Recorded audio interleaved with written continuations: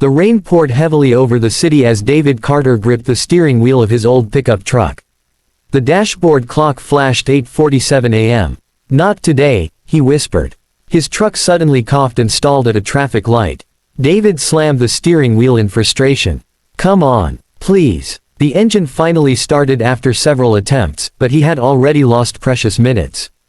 David wasn't just an employee. He was a single father who had spent the morning making breakfast, packing lunch, and taking care of every responsibility alone after losing his wife years ago. His little daughter had hugged him before school. "Dad, don't forget you promised pizza tonight." David smiled despite his stress. "I won't, sweetheart." Now he was racing towards Sterling Global Corporation, where he worked as a senior logistics coordinator. He had never missed a deadline. He had saved the company thousands of dollars with his ideas.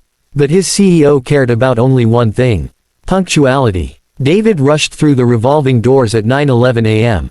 Every employee turned to look. Whispers filled the lobby. "He's late again. Mr. Harrison is going to explode." David ignored them and hurried toward his desk. Before he could even sit down, a cold voice echoed across the office.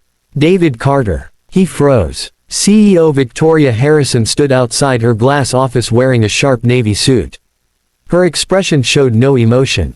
"My office." Now, the entire department fell silent. David walked inside while dozens of coworkers secretly watched through the glass walls. Victoria folded her arms. "This is the third time this month."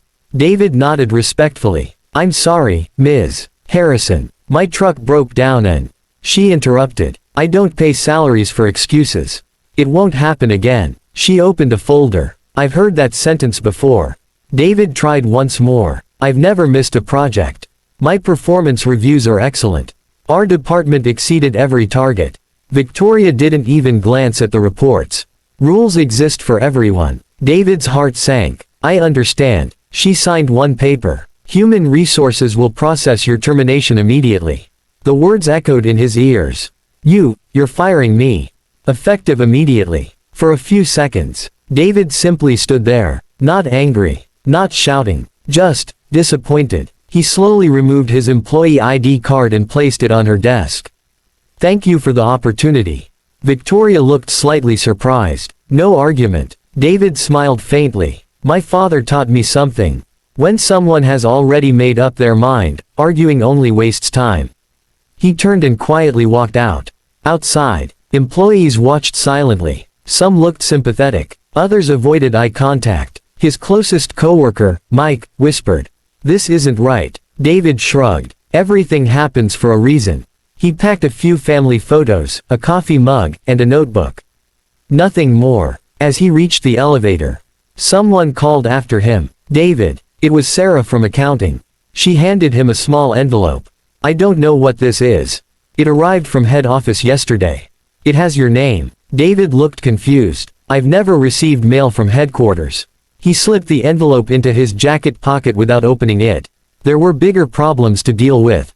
Outside the building, the rain had stopped. David sat on a nearby bench.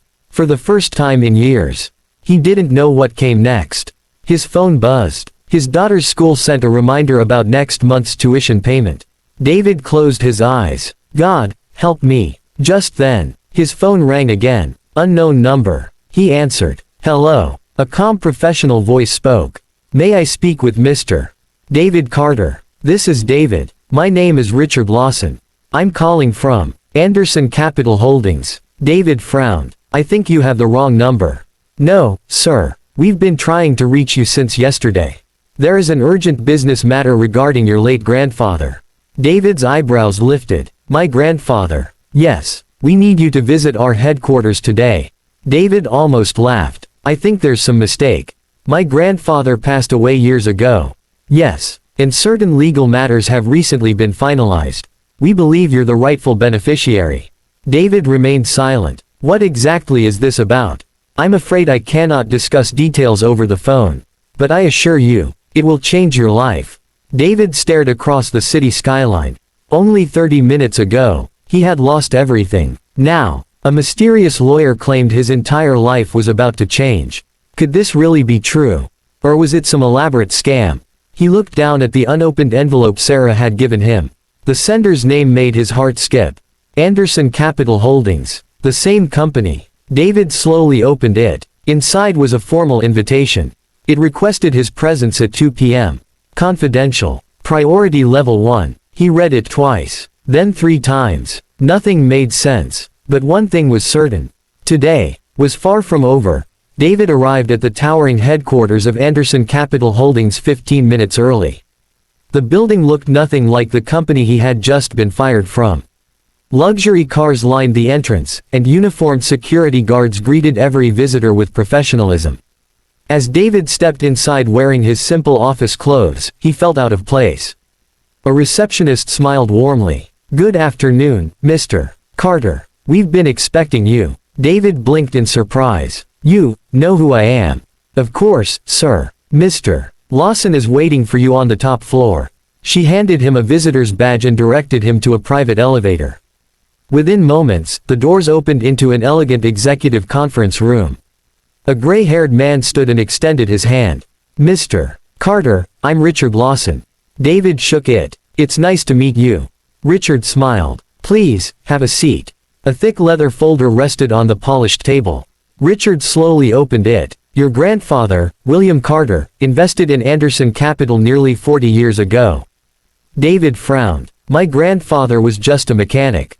Richard nodded. "He was, but he was also a brilliant investor. He quietly purchased company shares whenever he could." David listened in disbelief. Over the decades, those investments grew into something extraordinary. Richard slid several documents across the table. "After taxes and legal procedures, you have inherited 48% ownership in Anderson Capital Holdings." David stared at him. "I'm sorry, did you say 48%? Richard smiled. "Yes." David almost laughed. "There has to be a mistake." "There isn't." Richard handed him another document. "And one more thing. Our board unanimously voted to appoint you as executive chairman." David's hands trembled. "Why me?" Richard leaned forward. "We've studied you for over a year. Your leadership, your honesty, your reputation. We believe you're exactly the kind of person this company needs." David sat silently. Just 3 hours earlier, he had been unemployed. Now, he was one of the wealthiest businessmen in the city. Richard smiled again. "There is one more matter." He pressed a button. The conference room doors opened. Several board members walked inside. One of them projected a presentation onto the large screen. David immediately recognized the company logo. Sterling Global Corporation. "The company that fired me."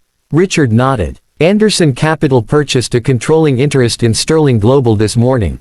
David's eyes widened. "You own Sterling now?" "We do. And as executive chairman," Richard smiled, "the final decision belongs to you." Silence filled the room. One director asked, "Would you like us to terminate CEO Victoria Harrison immediately?" David looked down at the table. He remembered her cold expression, her harsh words, her complete lack of compassion. Everyone waited for his answer.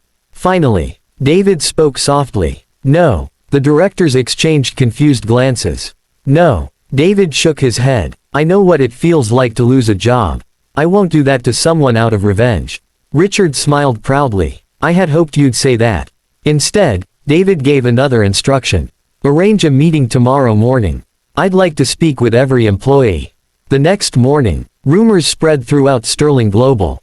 Employees whispered nervously, "The company has been sold. The new owner is coming. I heard executives are getting fired." Even Victoria looked uneasy. At exactly 10 a.m., the conference room doors opened. David walked in wearing a tailored navy suit.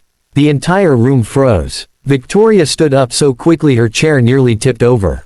"You." David smiled politely. "Good morning, Ms. Harrison." Richard Lawson entered behind him. "Ladies and gentlemen, I'd like you to meet your new executive chairman." The room exploded with shocked whispers. Victoria's face turned pale. This isn't possible." Richard placed official documents on the table.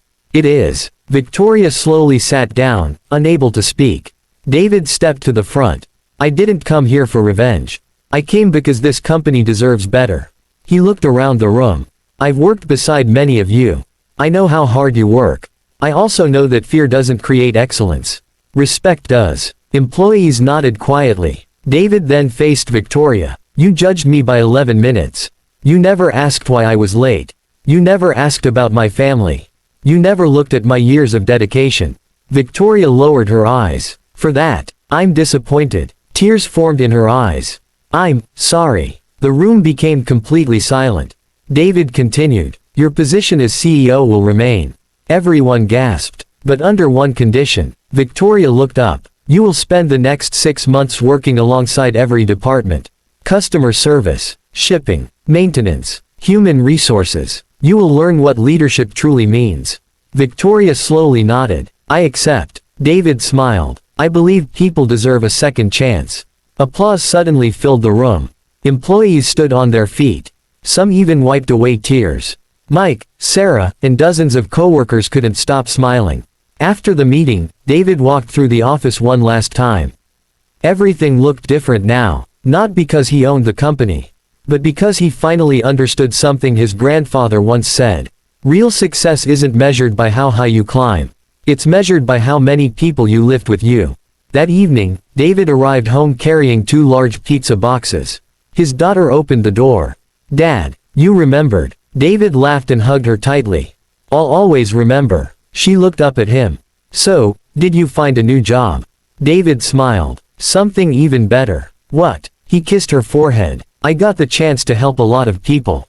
She grinned. "I knew you would." As the two sat together eating pizza and laughing, David realized that losing his job had never been the end of his story. It had simply been the beginning of a new chapter, one built on kindness, humility, and the belief that true leaders never forget where they came from.